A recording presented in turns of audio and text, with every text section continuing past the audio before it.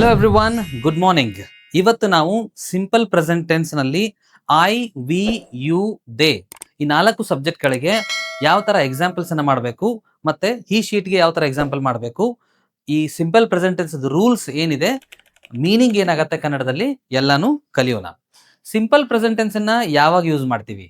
Simple present tense use ಮಾಡಿದ್ರೆ ಯಾವುದೇ ಒಂದು ಕೆಲಸ ದಿನಾಲೂ ನಡೀತದೆ, an activity which happens every day. Regular ಆಕ್ಟಿವಿಟೀಸ್ಗೆ ನಾವು ಸಿಂಪಲ್ ಪ್ರೆಸೆಂಟ್ ಟೆನ್ಸ್ ಅನ್ನ ಯೂಸ್ ಮಾಡ್ತೀವಿ. Number 2, to talk about your hobbies and habits. ನಿಮ್ಮ ಹಾಬೀಸ್ ಮತ್ತೆ ಹ್ಯಾಬಿಟ್ಸ್ ಗಳ ಬಗ್ಗೆ ಮಾತಾಡ್ಲಿಕ್ಕೆ ಸಿಂಪಲ್ ಪ್ರೆಸೆಂಟ್ ಟೆನ್ಸ್ ಅನ್ನ ಯೂಸ್ ಮಾಡ್ತೀರಿ. Any activity which is frequently done. ಯಾವ್ದಾದ್ರೂ ಒಂದು ಆಕ್ಟಿವಿಟಿ ಮೇಲಿಂದ ಮೇಲೆ ನಡೆಯೋಂಗಿದ್ರೆ, ಮೇಲಿಂದ ಮೇಲೆ ನಡೀತಿದ್ರೆ ಅದಕ್ಕೆ ನೀವು ಸಿಂಪಲ್ ಪ್ರೆಸೆಂಟ್ ಟೆನ್ಸ್ ಅನ್ನ ಯೂಸ್ ಮಾಡ್ತೀರಿ. ಮತ್ತೆ ಹಬ್ಬ ಹರಿದಿನಗಳ ಬಗ್ಗೆ ಮಾತಾಡೋದು, ವರ್ಷಕ್ಕೊಮ್ಮೆ ಮಾತಾಡೋದು, ವರ್ಷಕ್ಕೊಮ್ಮೆ ಮಾಡೋದು, ತಿಂಗಳಿಗೊಮ್ಮೆ ಮಾಡೋದು, ಇಂಥ ಆಕ್ಟಿವಿಟೀಸ್ಗೂ ಕೂಡ ನೀವೇನ್ ಮಾಡ್ತೀರಿ? ಸಿಂಪಲ್ ಪ್ರೆಸೆಂಟ್ ಟೆನ್ಸ್ ಅನ್ನ ಯೂಸ್ ಮಾಡ್ತೀರಿ. ಇದ್ರಾಗ ಒಂದಿಷ್ಟು ಅಡ್ವರ್ಬ್ಸ್ ಯೂಸ್ ಆಗ್ತಾವ. ಅಡ್ವರ್ಬ್ಸ್ ಅಂದ್ರೆ ಏನು? ಕ್ರಿಯಾ ವಿಶೇಷಣಗಳು. ಯಾವ ತರ? For example, regularly, neatly, frequently, monthly, weekly, annually, ಇಂಥ ಸೆಂಟೆನ್ಸ್ಗಳು ಕೂಡ ಇದ್ರಾಗ ಯೂಸ್ ಆಗ್ತಾವ. Examples let's understand.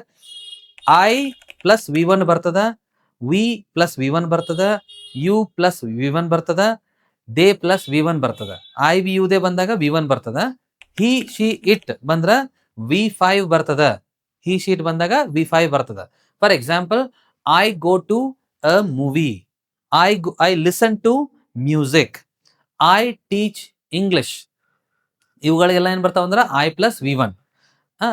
V you they ಬಂದಾಗ ಏನ್ ಬರ್ತದ? ಅವಾಗ ಕೂಡ V1 ಬರ್ತದ. For example, we learn English at me for you. We learn English at me for you.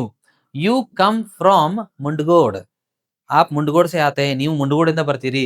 Every day, you come from Mundgod every day. They ಬರ್ತದ. They attend the class at 9 AM. ಅವರು ಬೆಳಗ್ಗೆ 9 ಗಂಟೆಗೆ class ಅನ್ನ attend ಮಾಡ್ತಾರೆ. ಇದು positive. Negative sentence ಹೆಂಗ್ ಬರ್ತಾವ? Don't ಅಂತ ಯೂಸ್ ಮಾಡ್ತೀವಿ. ಡೋಂಟ್ ಒಳಗಡೆ ಏನ್ ಬರ್ತದ? I don't learn English. ನಾನು ಇಂಗ್ಲಿಷ್ ಕಲಿಯುವುದಿಲ್ಲ. We don't play cricket. ನಾವು ಕ್ರಿಕೆಟ್ ಆಡುವುದಿಲ್ಲ. They don't come to my house. ಅವರು ನಮ್ಮ ಮನೆಗೆ ಬರುವುದಿಲ್ಲ. You don't use this computer. ನೀವು ಈ ಕಂಪ್ಯೂಟರ್ ಉಪಯೋಗ ಮಾಡೋದಿಲ್ಲ. ಇದು ಐ ವಿ ಯುದೇ ಬಂದ್ರ ನೆಗೆಟಿವ್. ಹಿ ಶೀಟ್ ಬಂದ್ರ ಡಸ್ ಮತ್ತು ಡಸಂಟ್ ಅಂತ ಬರ್ತದ. ಡಸಂಟ್ ಒಳಗೆ ಏನಂತೀವಿ? She doesn't understand Hindi. ಅವರಿಗೆ ಹಿಂದಿ ಅರ್ಥ ಆಗುದಿಲ್ಲ. He doesn't drive car. ಅವರು ಕಾರ್ ಓಡಿಸೋದಿಲ್ಲ. This computer doesn't work. ಈ ಕಂಪ್ಯೂಟರ್ ಸರಿಯಾಗಿ ಕೆಲಸ ಮಾಡೋದಿಲ್ಲ. ಇದಕ್ಕ ಡಸಂಟ್ ನೆಗೆಟಿವ್ ಬರ್ತದ. ಕ್ವಶನ್ಸ್ ಕೇಳೋದು ಹೆಂಗ? How to make interrogative sentences.